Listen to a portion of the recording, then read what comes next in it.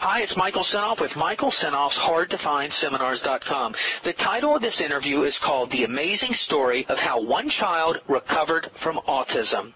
Leeann Whiffen's son, Clay, was 16 months old when she started noticing a change in his behavior. His normal, happy disposition and language skills were suddenly replaced with a lack of eye contact and severe tantrums. It didn't take long for doctors to diagnose Clay with autism. And soon after the diagnosis, Leeann found herself on a journey to find and fight for the treatment that would eventually lead to his recovery. Now she's the author of the hit book, A Child's Journey Out of Autism, and is fighting the past legislation that will force insurance companies to pay for necessary treatments to help autism. And in this audio, you'll also hear all about her incredible story. You'll also hear a simple laundry list of symptoms to look for if you suspect your child has autism, spooky insights into the triggers that cause autism, and why the jury may still be out on whether today's vaccines are really as safe as claimed. You'll learn the key strategies for finding the right treatment plan for your autistic child, along with the best therapies available today. You'll learn a checklist for parents that will get them on the fast track to recovery for their autistic child. You'll learn the often overlooked dietary staple that could be worsening the symptoms in your autistic child.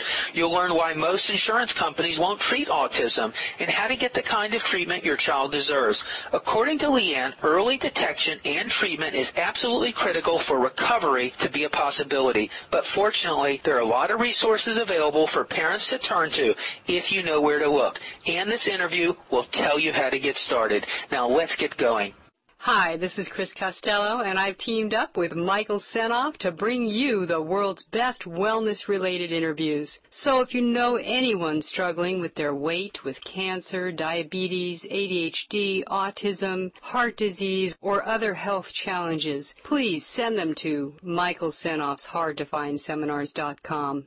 We're talking today with Leeann Whiffen, and Leeann Whiffen has written a book called A Child's Journey Out of Autism, Our Family Story of Living in Hope and Finding a Cure. This is an incredibly inspiring book about one family's journey with their son and the discovery of his autism and all of the things that they did to bring about his eventual recovery. Leeann, we're just so pleased that you could join us today. Thank you. I'm glad to be here. In the book, Journey Out of Autism, you have some very powerful and moving descriptions of what those early experiences with your son were like. Can you share some of those experiences with our listeners? Sure.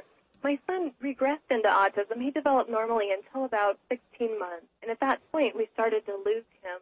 And I would equate that to almost losing a child in death because he was with us, and over several months, he began to lose skills. And one of those was calling me Mom, and that was so difficult for me to see that disappear, along with his eye contact, the rest of his language, and it was replaced with this really severe behavior to where we couldn't take him out into public. And it was really hard on our family, and I think as a mom, we have those feelings that we need to be connected to our kids, and to lose that was devastating.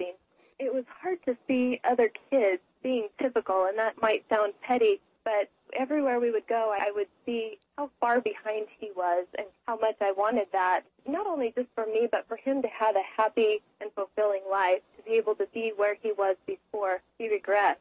It was very difficult to join in with other moms and to go to the park and to do those fun things that you typically would do because his behavior was so bad and it never lasted very long. And some of the things you mentioned were just, the daily coping of the tantrums and the meltdowns just made it really difficult, it sounded like. It did, and I felt like I was a prisoner in my own home because it was hard. And it was dangerous to take him out, too, because he didn't understand fear and would run in the street or would oftentimes put himself into danger. And that concerned me a lot as well.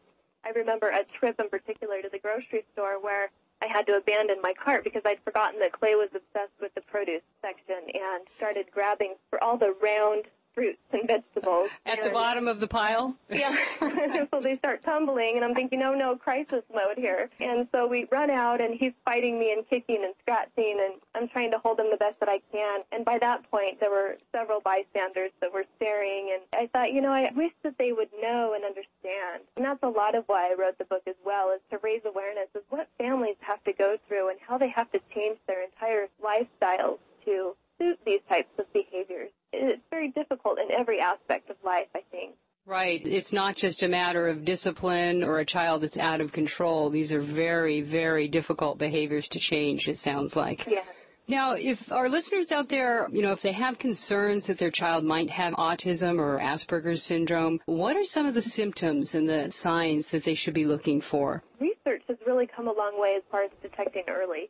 And I think as early as 18 months, your child should be making eye contact and definitely pointing and even having a couple words. There's no need to panic if maybe one of those milestones haven't started happening yet. It's kind of a culmination of them. But what I found as a mom, you really just know. It's just that gut feeling that maybe something's not quite right. And to follow that, don't let the pediatrician or doctor talk you out of what you're feeling. Pursue it until you're comfortable that it's either been resolved or that you need to get further help. Now, you did a very interesting thing because of this powerful, inspirational story in a child's journey out of autism, which you wrote. It sounds like it has moved you into all sorts of advocacy work, and you came up with something that we thought was very interesting, which is the Fast Start Checklist. Oh, yes. Yeah. Now, how did you get inspired to do that, and what is that all about? I think that would be very helpful to people listening today.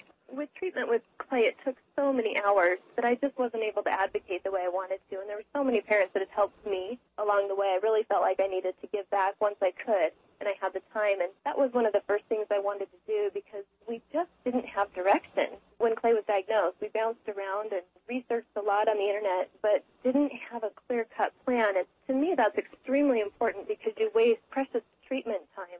Because research shows the earliest the treatment, the better the prognosis. And so I wanted to create this Fast Start Checklist to help parents get on the fast track to treatment because I knew that by doing that, it would help their child much more in the long run. And so basically it just goes through and pinpoints things to do right off the bat that you can check off. The very first thing, obviously, I think, is to get a diagnosis and to figure out what you're dealing with. Because you may have someone say, well, he may have autism, but he may not, and it may be this. And so go to a neuropsychologist and get a professional diagnosis and figure out what's happening, because that's your starting point. And then from there, you can work out treatment options. I have on there to rule out any other genetic disorders. You also want to see a physician as well, or a geneticist, to just make sure that it's not Fragile X or something that maybe you didn't know they had. Get their hearing checked to make sure they don't have a hearing problem, because they seem like they do, but most oftentimes they don't. It's just part of their symptoms, their autistic symptoms. And then I would launch right into the treatment part of it and keep really good records of what is working and what's not, because each child is so different. And while there are those gold standard treatments like ABA, maybe that won't help another child. Maybe theirs is a different piece to the puzzle. And so keep a good record of their response rates with treatment so you know if it's working. And if it's not, you can try something different. So basically it's a real discovery process with each individual child, and some treatments work better than others, it sounds like. Yes, and of course I'm an advocate of what helps my child, but I've been in the community long enough to realize that, unfortunately, each child is so different. Now, there's also a lot of groups, it seems like now, for supporting people with autism. Are there some of those that you can mention that parents can turn to? There are a lot. My favorite probably is Autism Speaks, just because they're involved in many different ways.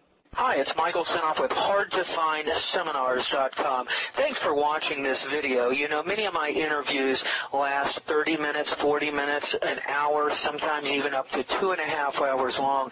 They're actual mini seminars, and you've just listened to a short sample of just one of over 117 hours of exciting, hard-hitting, mind-blowing interviews on how to make money in direct mail, advertising, copywriting. I assure you, there is not a resource anywhere on the Internet or on the planet that comes close to the free information I provide at HardToFindSeminars.com.